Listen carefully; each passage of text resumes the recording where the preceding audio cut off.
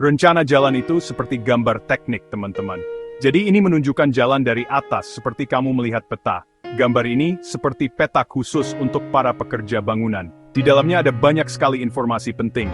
Kamu bisa melihat jalur jalan, lebarnya, blokannya. Selain itu, ada juga fitur penting lainnya di sepanjang jalan.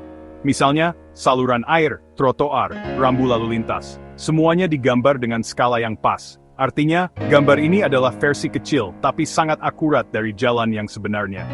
Ini adalah dokumen paling dasar untuk setiap proyek pembangunan jalan, yang menjadi panduan di setiap langkahnya. Rencana jembatan juga sama, ini gambar teknik. Tapi, ini khusus membahas struktur jembatan. Gambar ini menunjukkan bagian-bagian utama jembatan dari atas, letak pondasinya, yang biasa disebut abutment, tiang penyangga, panjang, dan lebar. Langkah pertama dalam membuat rencana jalan adalah menentukan rutenya. Ini disebut truss atau alignment. Insinyur akan mempelajari peta dan data survei dari tanah. Mereka mencari jalur yang paling efisien. Jalur ini harus menghubungkan titik awal dan akhir dengan baik. Mereka harus mempertimbangkan medan, menghindari bukit yang curam, menghindari tanah yang tidak stabil jika memungkinkan. Tujuannya adalah membuat rute yang aman untuk kendaraan, murah untuk dibangun, dan dampaknya minimal terhadap lingkungan. Alignment awal ini membentuk garis tengah utama jalan pada gambar. Ini adalah tulang punggung dari seluruh rencana. Setelah rute utama ditentukan, langkah selanjutnya adalah menggambar geometri jalan. Ini termasuk menambahkan detail tentang lebar dan belokan jalan. Gambar harus menunjukkan jumlah jalur. Ini juga harus menunjukkan lebar setiap jalur dan bahu jalan di sampingnya. Membuat rencana jembatan dimulai dengan menentukan lokasi yang tepat. Keputusan ini berdasarkan banyak penelitian. Para surveyor akan memetakan area dengan sangat detail. Insinyur geoteknik akan menguji tanah dan batuan untuk pondasi. Mereka memastikan tanah cukup kuat untuk menopang berat jembatan. Lokasi harus mempertimbangkan aliran sungai atau lebar lembah. Tujuannya, menemukan tempat paling stabil dan ekonomis.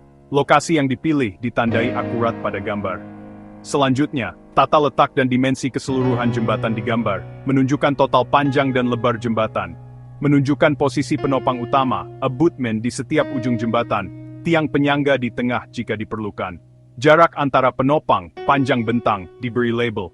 Gambar tunjukkan keselarasan dengan jalan penghubung.